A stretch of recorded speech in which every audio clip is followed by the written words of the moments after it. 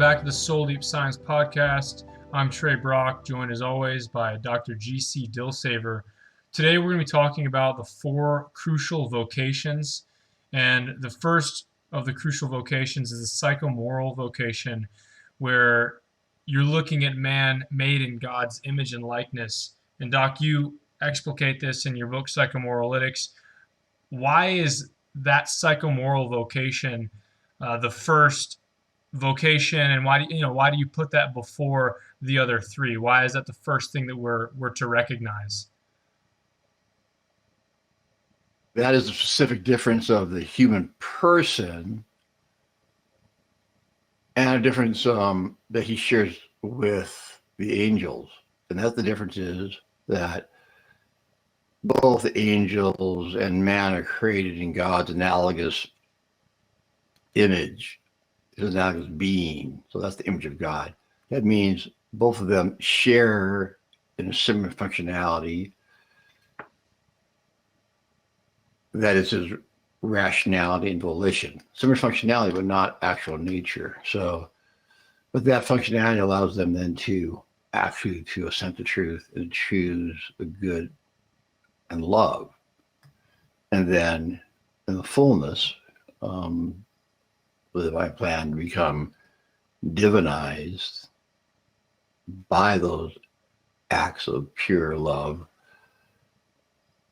And that's the human specific difference, that assent to truth, the choosing of the good, that loving. So that's a specific difference in the human person, who then shares, of course, physicality with the rest of creation as well. And that physicality then is very different than from the angels, who perceive reality, the real, directly, whereas the human person goes through the senses, and that's both a debilitation, but also the flesh, which is the second vocation, giving us that the humiliation, but also something that allows us to, if you will, be redeemed. Can somebody assent to truth and choose the good if they don't recognize that they're made in God's image and likeness, if they don't recognize their creaturely status?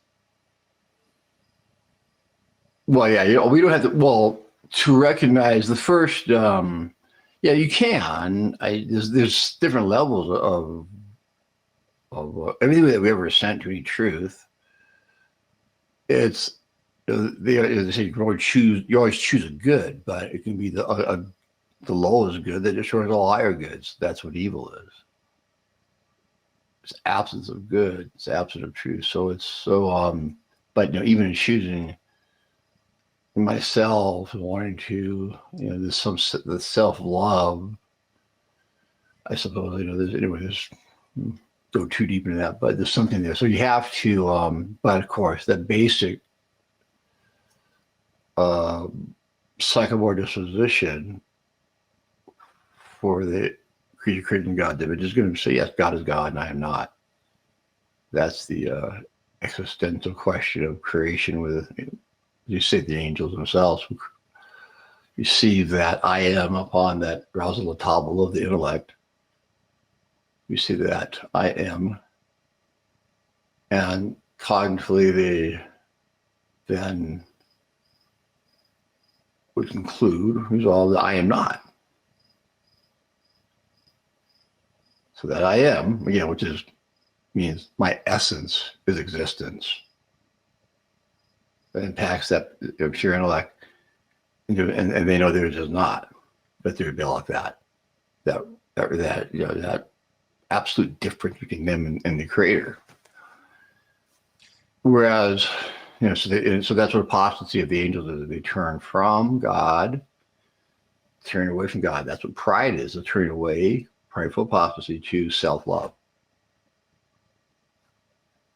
I am not, but I want to be. And then they turn to themselves. So, whereas the holy angels and Michael, and of course Michael means who is like God, that humble Hebraic question, but who is like God?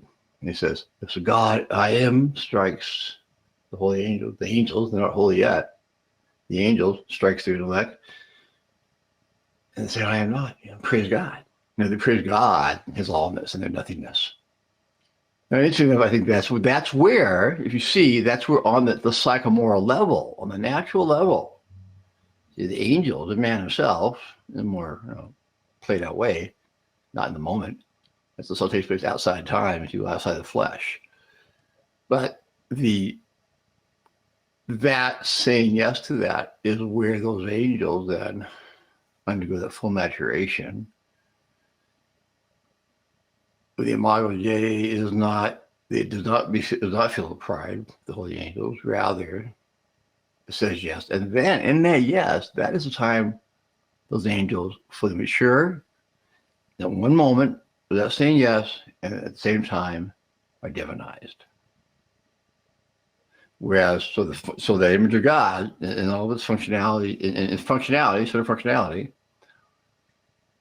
is exerted in a way that's purely sacrificial and rightly ordered toward the love of God.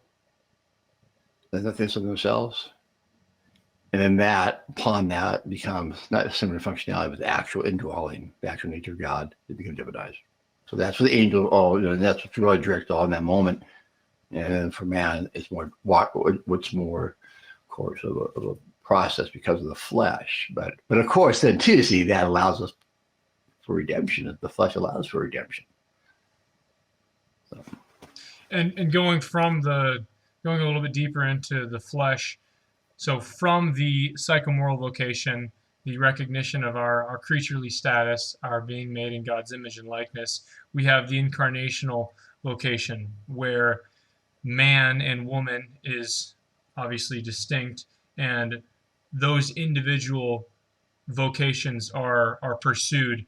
Can you break down that incarnational vocation for us, Doc? That flows from is that correct to say it flows from that psychomoral vocation? Well, for man it does, not for the angels, but for man it does. And then, and again, I said that's why man has this ability, or this chance to work out his salvation. The angels don't have that. So they say that one moment in time to decide. So the flesh allows us to work out salvation. So you may at a certain time in your life feel like, nearly immortal or something. You probably be pretty high, but life does have a way of humbling you and hopefully preparing your soul to accept the reality that God is God and you're not. So that's the flesh does that, allows that to take place, and it's incarnation. That means that the incarnational vocation tells us saying yes to our mortality, the vicissitudes of this life, like a humbling humiliation, saying yes to the humiliation of the flesh, which is sickness, it's weakness, which is death. And that means also saying yes to the humiliation of the flesh, being male and female. He created them. There's always it's a limitation, see, but it's saying yes to the flesh all the way through from the beginning. And so, but there's your basic demarcation, male and female. So how important is that? How wonderful that is? How what it's what area of again, it needs to be studied more, what have you, but that the beauty of the whole process. We even can understand then a real understanding of masculine and femininity. If you look at it, even if you look at it in a genetic way, that Eve being taken from Adam is distillation, extraction of the Xness, a sweeter distillation. We have woman, the final creation. So, which orders man to property and devotion to her, and where he fulfills the fullness of his manhood. But that's the incarnational, so it's so important. You can't, it's what we are, the flesh, the passions, all those things come into play there. Like the gender, sexuality. human flourishing, physical flourishing, and suffering well, physical pain. It's all these things, and they're all incorporated. It's all one piece with the psychomoral, of course, because the psychomoral can influence the somatic and vice versa. These things all. Yeah, you feel humiliation, pain physically. Well, you apt to want then to maybe you fall into a depression or a self pity, or maybe an anger. But so but you don't have to. What you're feeling, a psychomoral depression, self-pity, what have you, anger, well, it's going to have negative somatic effects. So, and this incarnational vocation, it seems it's obviously always been important, but it seems more important than ever today. And that kind of leads us into the next vocation, which is the familial vocation, where it's not just man, not so much just man and woman, but now the husband, father, or the wife, mother, and we're trying to understand that each individual in that family setting. So, can you break into that familial vocation a little bit for us, Doc? that's that's in a role to male and female. He created them, and to the natural law, not revelation, fullness, but the natural law vocation to the human race to go forth, be fruitful, multiply, subdue the earth, fruitful, multiply. So, right, for the great manifest glory of God. That's the biblical account. But of course, even biologically, obviously, that male and female sexuality is ordered toward the procreative process. And so ordered toward the union of the man and woman, procreative progress, the procreative process, the flourishing of the human race. And that's what it's about. So so they're obviously connected. It's not the rocket science figure that one out. But again, then that means that those two that is the building block of everything. It's the essence of any society. Is that's the health of any society. It's the cell of any society. And so everything has to, you say, well, that's what I can set the flourish, because again, goes right back into the psychomoral, right? The first vocation, psychomoral, incarnational, familial. Familial goes right back to the psychomoral, because that's where the individual, the child, is formed. And done well there's not going to be a need to necessarily go see a psychomoralist therapeutically. But so that's that need to really incorporate, especially when doing therapy, you incorporate the familial, marital, individual. It's all one piece. You can't compartmentalize it. And believe it or not, I mean, even psychotherapy, they compartmentalize even gender. It's ridiculous, But or to diagnose a spouse without ever a therapist spouse without ever meeting a therapist.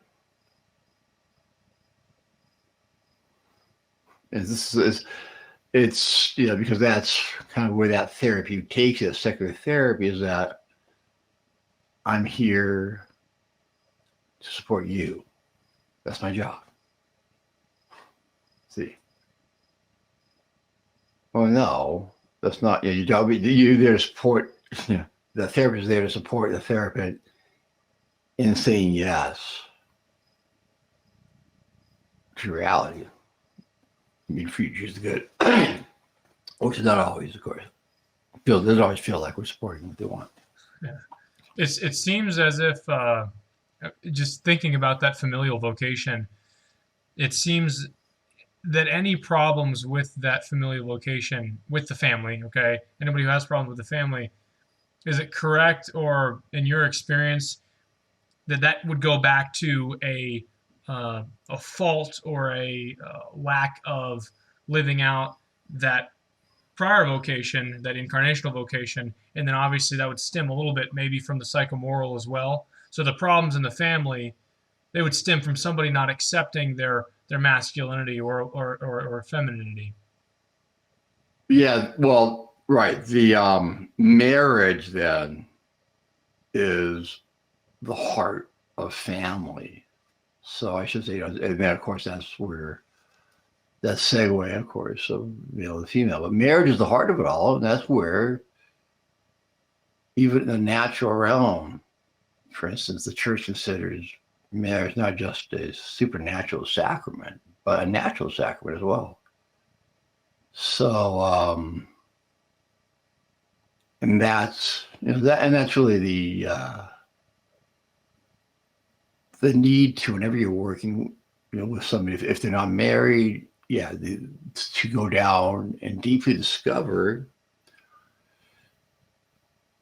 I mean, that what it means, to be a man or a woman, and then at the same time, you learn what it means to be,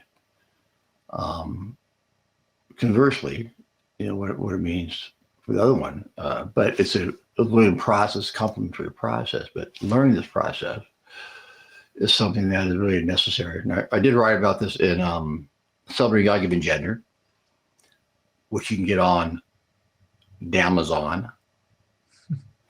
So, Celebrating God-Given Gender, but there's, which was a pleasure for me to write. It was just such a, it was especially just discovering the beauty of womanhood, what it is and how precious it is, and but which has been lost. And so I think we really have to rediscover that, especially.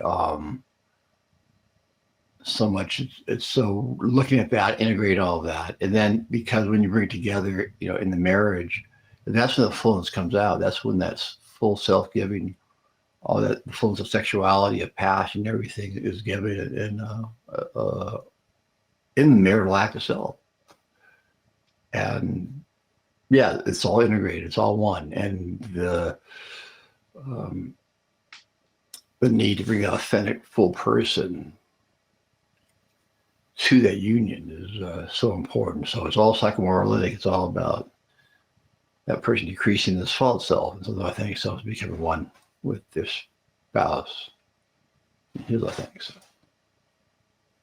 So we covered the psychomoral vocation, made in God's image and likeness, to the incarnational vocation, male and female, to the familial vocation, husband, father, wife, mother, and now we're going to talk and wrap up with the social vocation, which would. And I would, in fact, I would just leave it right there, because I mean, there is, that's kind of a whole nother topic, but the point being, I think the most important thing here is, and this is,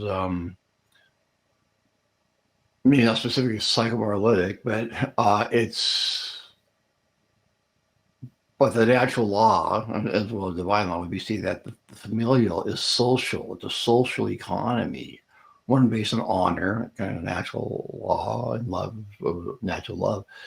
The supernatural order based on a natural level based on honor, love, piety, love of God, love of family, supernatural, piety, but raised to the nth degree, of course, and degree of love. And so it is always about faith and family, always. But because the family is a social order based on love, whereas the political order is one based on violence. And so it's not really the order of the family. And that's what's happened as the political order has grown now and completely supplanted any social order. The family has become powerless, completely frustrated of any sacrosanct status. And so therefore we also see then that, the mother, for instance, is not honored and devoted to, I mean, whether she wants to or not, and she has to work outside the home, work, little prostitutes and stuff for the corporation. It doesn't matter because, but see, that's not because she can't, she can do those jobs somehow, she has the ability to do that, but what's her greatest ability, that's that feminine heart. That's, where the treasure that we have to have, it makes life, if you will, worth living. So anyway, that's all it's a beautiful time to discover all that. We're all learning, it's we have to learn now in a way wherever there's a deficiency like this, there is going to be, then you will see kind of a superior of understanding coming out of that. Yeah, and I think a lot of people, including myself, we like to skip to the questions about faith, the questions about theology and the spiritual life and all of that. And oftentimes when we're so fixated on that, we forget so many things that we can know just based on our reason alone, based on philosophy. And obviously the faith gives us a deeper understanding of all those things. Go ahead. So now, can I ask you a question, Trey? How old are you? 26. I just turned 26. I mean, I'm a little bit older than you, right? So I remember when I was 26. I remember, I remember now. So you're fixated in theological questions. I mean, I do. So I dabble with that stuff a little bit, right? But I don't know, man. I was just talking about women, the poor girl chicks. I mean, that's kind of like more of my natural tendency to be fixated on that. That's what I'm saying. Anyway, but just saying, man. All I'm saying, just I'm not saying you need therapy or anything like that, but I'm saying that maybe just kind of. I think I do. That's what this is. This is. Yeah, I think all you need is, I think you go out there and hit one of those clubs out there in Italy, right? So I could do that. That'd be therapy for me. That'd be a little sketchy. Very good. Awesome. Well, we'll wrap up there, Doc. Thanks for your time again, and we will see you guys in a week or two. All right. And peace be with you.